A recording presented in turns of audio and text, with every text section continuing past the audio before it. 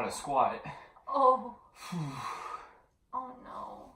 Well, here you go. Just go back to bed and think good thoughts.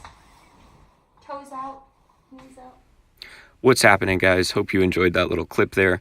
Today we're talking about the barbell back squat. Okay, so first off, why do we want to squat? There's few movements in the gym that are more effective at training the body, building muscle, building things like bone density, the aesthetics, the hypertrophy of the leg and back muscles, overall strength, agility.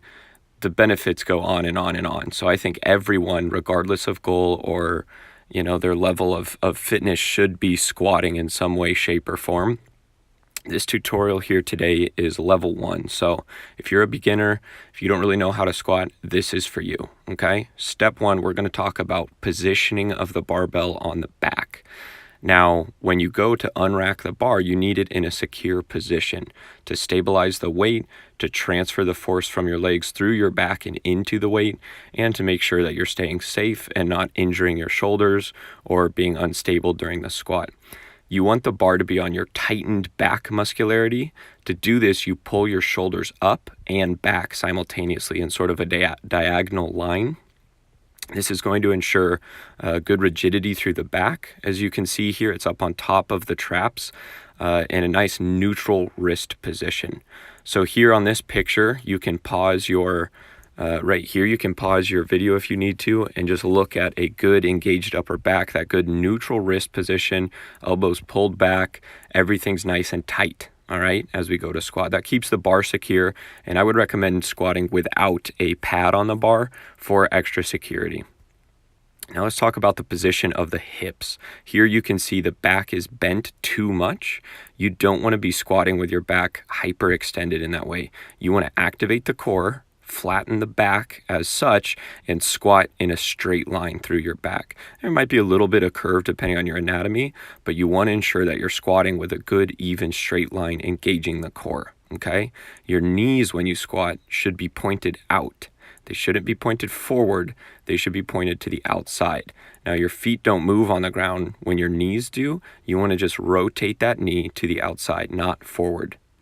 This aligns the hip joint and makes sure that biomechanically everything is in an efficient and safe stack, if you will, and everything is loaded accordingly. This also will help you find stability in the squat.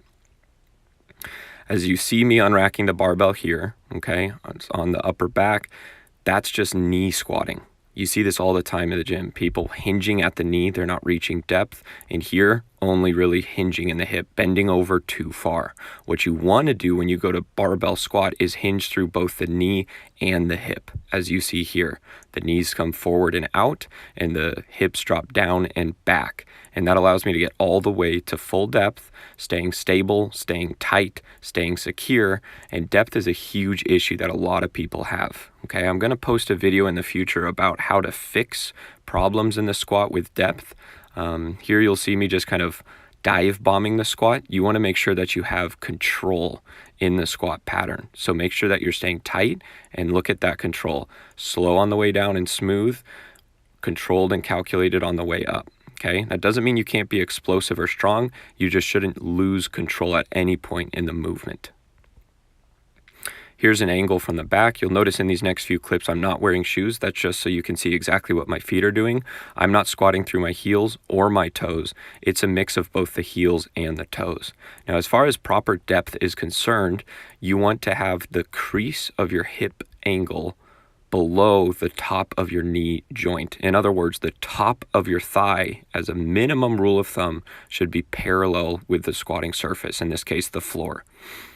Most people will not be able to squat that low to begin with, and it takes training to get there. I would work very, very hard to get your depth adequate based off of your mobility and stability before you work on overloading the movement with certain types of weight. All right. And finally, guys, to wrap up the video, a really great way for a new squatter to get comfortable is to box squat, squatting down to a bench or a plyometric box or a chair or something like this. It allows you to have something to squat down to and is going to keep that pattern the way that it should be. All right. Thanks so much for watching. Make sure to subscribe. New videos are going to be coming out helping you learn how to squat.